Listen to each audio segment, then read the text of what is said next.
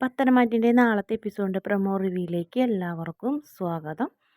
അങ്ങനെ മുത്തച്ഛനോടും മുത്തശ്ശിയോടൊക്കെ അങ്ങനെ പരാതിയൊക്കെ പറഞ്ഞ് നമ്മുടെ ജലജ നിൽക്കണ്.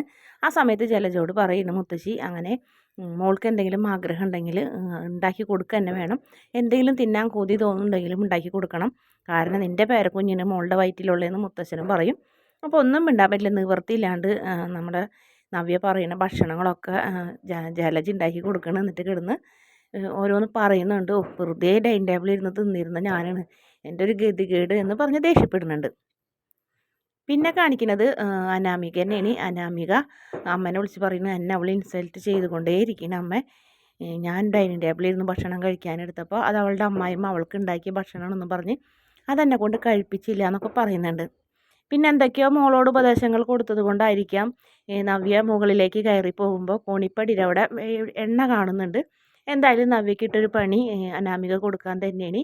ആ എണ്ണ അവിടെ കാണാണ്ട് നമ്മുടെ നവ്യ കയറി പോകുന്ന ഒരു ഭാഗമാണ് പ്രൊമോയിൽ കാണിച്ചിട്ടുള്ളത്. വീഡിയോ ഇഷ്ടപ്പെടുകയാണെങ്കിൽ ചാനലൊന്ന് സബ്സ്ക്രൈബ് ചെയ്ത് സപ്പോർട്ട് ചെയ്യണേ.